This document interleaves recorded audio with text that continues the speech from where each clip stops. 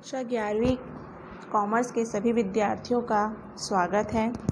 आज हम कॉमर्स के अंतर्गत व्यवसाय अध्ययन के अध्याय 1 व्यवसाय की प्रकृति एवं उद्देश्य का अध्ययन करेंगे। तो देखिए व्यवसाय है क्या? तो देखिए व्यवसाय का अर्थ है आपका काम, धंधा, पेशा, व्यापार, रोजगार, जिससे आपको जीविकोपार्जन का तरीका ज्ञात होता है, वो आपका क्या हो गया? व्यवसाय हो गया। ठीक है। अर्थात व्यवसाय का अर्थ क्या हो जाएगा कि जिससे आपको धन की प्राप्ति होती है, जिससे आपको व्यवसाय करने के नए नए तरीके ज्ञात होते हैं, उसी के बारे में हम इस अध्याय में चर्चा करेंगे। ठीक है। इस अध्याय के अंत तक आप जान सकेंगे व्यवसाय की प्रकृति, उसका अवधारणा, उसका पेशा, रोजगार, व्यवसाय का उद्देश्य क्या है और व्यवसाय को कितने भागों में बांटा गया है, उद्योग क्या है, उसमें जोखिम क्या क्या होता है, ये सब के बारे में हम जानेंगे। तो सबसे पहले हम देखते हैं मानवीय क्रियाएं। तो मानवीय क्रियाएं होता क्या है? तो देखिए प्रत्येक मनुष्य की आवश्यकता को पूरा करने के लिए जो काम करता है, अर्थात प्रत्येक मनुष्य अपनी आवश्यकता को पूरा करने के लिए जो काम करता है उसे मानवीय क्रिया कहते हैं। ठीक है। अर्थात मनुष्य अपने जीवन में अनेक क्रियाएं करता है और उसे अपनी आवश्यकता को क्या करता है? पूरा करता है। उसे क्या कहा जा रहा है यहाँ पे?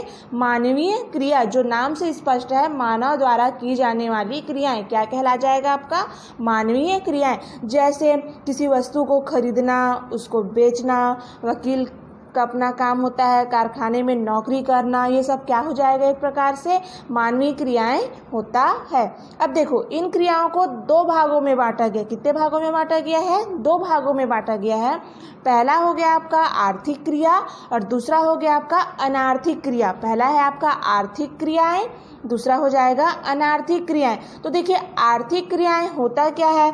तो देखो मनुष्य द्वारा की जाने वाली समस्त क्रियाएं जो धन कमाने के लिए की जाती है।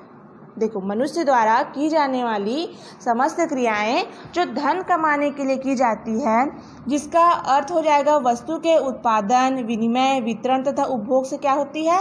संबंधित होती है। उसे हम क्या कहते हैं? आर्थिक क्रियाएं कहते हैं। एक बार और देखिए, मनुष्य द्वारा की जाने वाली वो समस्त क्रियाएं जिसका उद्देश्य केवल और केवल धन कमाना होता है, वो आपका क्या हो जाएगा? आर्थिक क्रियाएं होता है। देखिए आर्थिक क्रियाओं में भी वे क्रियाएं शामिल की जाती है जो धन को कम करने के लिए की जाती है। अर्थात प्रगतिशील समाज में मनुष्य की आवश्यकताएं असीमित हो गई, मतलब बहुत ही हो गई है। तो प्रत्येक दिन एक नई वस्तु का उपभोग करने के पश्चात उनको संतुष्टि प्राप्त नहीं होती। इस प्रकार वैज्ञानिक वर्ग नए नए खोज कर रहे हैं, उत्पादक नए नए ढंग से कुछ नया उत्पादन कर रहे हैं। यही स्थिति विक्रेता, संग्रहणकर्ता और व्यापारियों से भी है। इससे प्रत्येक व्यक्ति का कार्य दिनों दिन क्या हो रहा है? बढ़ रहा है। इससे आर्थिक क्रियाएं भी क्या हो रही है? बढ़ रही है। मनुष्य सदैव व्यस्त दिख रहा है। भाग दौड़ में व्यक्ति के पास इतना भी समय नहीं है कि वो 2 मिनट अपने रिश्तेदारों, मित्रों से बात कर ले। यह सब किस लिए? मात्र अधिक लाभ एवं आय प्राप्ति करने के लिए। जैसे किसान हल या ट्रैक्टर में कृषि कार्य करता है, अर्थात अध्यापक, वकील, डॉक्टर अपने पेशे में व्यस्त रहते हैं। दुकानदार दिन भर ग्राहक से जूझता रहता है। कारीगर धूप, बरसात या ठंड में भी कड़ा परिश्रम करता है। कोई ड्राइवर हो या कंडक्टर, सभी धन कमाने के लिए भारी प्रयास करते हैं। वे सभी किसके अंतर्गत आ जाएगा? आपका आर्थिक क्रियाओं के अंतर्गत आता है। अब देखिए यदि छात्र छात्राओं से यह भी पूछा जाए कि आप लोग पढ़ना क्यों चाहते हो, तो उत्तर क्या मिलेगा कि पढ़ लिख कर एक योग्य आदमी बन सके, एक योग्य इंसान बन सके, कोई अच्छी नौकरी कर सके, जैसे इंजीनियर, डॉक्टर या कोई अच्छा व्यापार कर सके, है ना। तो देखिए आप कहेंगे कि सब करने से अच्छा पैसा मिलेगा, मतलब ये सब इस व्यवसाय को करने से आपको अच्छे से अच्छा धन प्राप्त होगा। धन कमाएंगे तो खूब घूमोगे आप, फिर कहीं विदेश यात्रा पे जाएंगे, जो सुखी जीवन व्यतीत करेंगे। अर्थात पढ़ना, नौकरी, पेशा या व्यापार कर धन प्राप्त करना, सुखी जीवन बिताना हमारा क्या होता है? लक्ष्य होता है। ये सभी क्रियाएं आर्थिक क्रियाएं कही जाती है।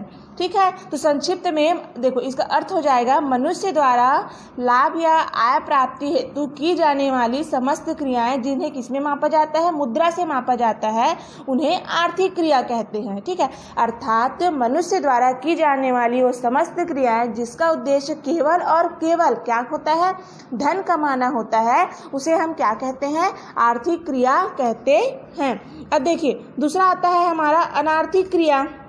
तो देखिए आर्थिक क्रिया का अर्थ क्या होता है, धन कमाना, और लेकिन वहीं पे अनार्थिक क्रिया का अर्थ क्या बताया जा रहा है, आर्थिक शब्द का जस्ट क्या है, उल्टा है। अर्थात यही से स्पष्ट क्रियाएं जो आर्थिक क्रियाएं होती है वे अनार्थिक क्रियाएं नहीं हो सकती, है ना। अर्थात इससे धन की प्राप्ति नहीं हो सकती, फिर भी मनुष्य इन क्रियाओं को करता है। तो देखिए एक बार मैं आपको बताती हूँ कि आपको आर्थिक क्रिया से अच्छा पैसा मिलेगा, धन कमाओगे, है ना। उसी प्रकार से अनार्थिक क्रिया कहली जाएगी वो, लेकिन वहीं पे अनार्थिक क्रिया वाला क्या हो जाएगा, तो मनुष्य द्वारा की गई वो समस्त क्रियाएं, मनुष्य द्वारा की जाने वाली वो समस्त क्रियाएं जिनका उद्देश्य धन कमाना नहीं होता, अपितु सामाजिक रीति रिवाज व परंपरा के अनुसार उन क्रियाओं को करना अनिवार्य होता है, उन्हें अनार्थिक क्रिया कहते हैं। देखो अनार्थिक क्रिया को एक और नाम से जाना जाता है, आर्थिकेतर क्रियाएं के नाम से भी उसको जाना जाता है। अर्थात आर्थिक क्रिया का एक और नाम क्या है, आर्थिकेतर क्रियाएं। तो देखिए आर्थिक क्रिया का अर्थ क्या था वहाँ पे कि धन कमाने से लगाया गया था, लेकिन अनार्थिक क्रिया का अर्थ क्या हो गया कि मनुष्य द्वारा की जाने वाली वो समस्त क्रियाएं जिनका उद्देश्य धन कमाना नहीं होता है, अपितु धार्मिक रीति रिवाज व परंपरा के अनुसार उस क्रियाओं को करना अनिवार्य होता है, उन्हें हम क्या कहते हैं, अनार्थिक क्रिया कहते हैं। देखिए मनुष्य एक सामाजिक प्राणी है, मनुष्य क्या है, एक सामाजिक प्राणी है, इसे सभी कार्यों को भी करना पड़ता है ना। देखिए मनुष्य एक सामाजिक क्रियाएं प्राणी है जिसे इन सभी कार्यों को भी करना पड़ता है, जो कार्य परंपरा, सामाजिक रीति रिवाज, प्रेम, स्नेह तथा सेवा के कारण करना पड़ता है। समाज एवं परिवार में रहकर इनके बंधनों को तोड़ा नहीं जा सकता। एक दूसरे के प्रति सहानुभूति, प्रेम, स्नेह, समाज सेवा, देश की सेवा, मित्रता, मनोरंजन, पुत्र पिता या माँ के कर्तव्य आदि के कार्य सभी को क्या करना पड़ता है, हमें करना पड़ता है। इन्हीं कार्यों से समाज आज क्या है, जीवित है। तो इन सभी का उद्देश्य न तो लाभ कमाना होता है और न ही कोई लाभ प्राप्त करना होता है। इस प्रकार समाज, रीति रिवाज, प्रेम, स्नेह, मित्रता या पारिवारिक रीति रिवाज के कारण की गई समस्त क्रियाएं जिनसे लाभ प्राप्ति नहीं होती और न ही क्रियाओं का मूल्य मुद्रा में मापा जा सकता है, उन्हें क्या कहते हैं, हम आर्थिक क्रिया कहते हैं। अब देखिए यहीं पे एक और प्रश्न आता है कि क्या आर्थिक क्रियाएं अनार्थिक हो सकती है। तो देखिए अभी हमने आर्थिक और अनार्थिक क्रियाओं के मध्य एक रेखा खींच दी है, किंतु समय के अनुसार व कार्य की प्रकृति के अनुसार अनार्थिक क्रिया आर्थिक हो सकती है तथा आर्थिक क्रिया भी अनार्थिक हो सकती है। मतलब दोनों समय के हिसाब से बदल भी सकती है, आर्थिक अनार्थिक हो सकती है, अनार्थिक आर्थिक भी हो सकती है। और यह स्पष्ट हो भी गया है कि लाभ कमाने के उद्देश्य से की गई कोई भी क्रिया आर्थिक के बिना लाभ की गई कोई भी क्रिया अनार्थिक मानी जाएगी। जैसे देखिए एक उदाहरण के लिए बताती हूँ मैं आपको, एक माँ अपने बच्चों को दूध पिलाकर उसका पालन पोषण करती है, स्कूल ले जाती है, उसके कपड़े साफ करती है, यह पूर्णतः अनार्थिक क्रिया है क्योंकि वह प्रेम संबंध में कर रही है, लेकिन किंतु वह यही कार्य एक आया के रूप में करती है जो आर्थिक क्रिया होगी, क्योंकि आया का उद्देश्य कार्य के बदले क्या प्राप्त करना हो जाएगा, लाभ प्राप्त करना हो जाएगा ना। देखिए अभी मैंने आपको बताया कि यदि कोई माँ अपने बच्चों का पालन पोषण करती है, उसको स्कूल ले जाती है, तो वो क्या है, अनार्थिक क्रिया है। लेकिन वहीं पे अगर वो कार्य को किसके रूप में कर रही है, वो एक आया के रूप में कर रही है, तो उसका उद्देश्य क्या हो जाएगा, लाभ कमाना हो जाएगा। देखिए एक शिक्षाविद, संगीतकार या कलाकार किसी को भी शिक्षा देता है या कला संबंधित ज्ञान देता है, तो यह आर्थिक कार्य हुआ। किंतु यही कार्य किसी संस्थान में मार्गदर्शन के लिए किया जाए, समाज कल्याण के लिए किया जाए, तो क्या हो जाएगा, वहाँ पे अनार्थिक क्रिया होगा। देखिए एक और उदाहरण से बताती हूँ मैं। एक अध्यापक घर में अपने बच्चों को क्या करता है, सहयोग करता है उसकी पढ़ाई में, तो क्या हो जाएगा, निःशुल्क अध्यापन कार्य करता है। लेकिन वहीं पे जब वह किसी विद्यालय में जाकर अध्यापन कार्य कराता है तो उसका उद्देश्य क्या हो जाएगा, आर्थिक क्रिया हो जाएगा, क्योंकि उसके बदले उसे क्या होगा, पारिश्रमिक मतलब उसका वेतन मुद्रा उसको प्राप्त होता है ना। अब देखिए एक अनेक उदाहरण से मैं आपको समझा रही हूँ। एक खिलाड़ी द्वारा प्रदर्शन, अभ्यास व मनोरंजन के लिए खेला गया मैच क्या हो जाएगा, अनार्थिक क्रिया है। जबकि किसी टिकट बेचकर खेल या प्रदर्शन करना क्या हो जाएगा, आर्थिक क्रिया में आता है। देखिए एक बड़ा व्यापारी वस्तुओं को बेचता है, आर्थिक कार्य, किंतु सप्ताह में किसी एक दिन दान के उद्देश्य से वस्तुओं का वितरण करना क्या हो जाएगा, उसका अनार्थिक क्रिया की श्रेणी में आता है। अर्थात इन सभी उदाहरणों से हमें यह स्पष्ट होता है कि कोई आर्थिक है, कोई कार्य आर्थिक है या कोई अनार्थिक, यह देखने के लिए उस कार्य का स्वभाव, उसका उद्देश्य सुनिश्चित करना आवश्यक है।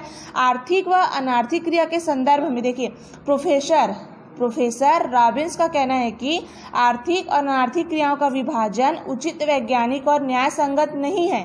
मानवीय क्रिया चाहे आर्थिक हो या अनार्थिक हो, उनका आर्थिक पहलू क्या होता है, अवश्य होता है। तो देखिए इन सभी उदाहरणों से आपको स्पष्ट हो गया कि आर्थिक क्रिया और अनार्थिक क्रिया क्या है, अर्थात मानव द्वारा की जाने वाली दो क्रियाएं, आर्थिक और अनार्थिक। तो आर्थिक का अर्थ क्या हो जाएगा, आपका धन कमाना हो जाएगा, और अनार्थिक का अर्थ क्या हो जाएगा कि वे समस्त क्रियाएं जिनका उद्देश्य धन कमाना नहीं होता, अपितु सामाजिक रीति रिवाज परंपराओं के अनुसार से कार्य करना।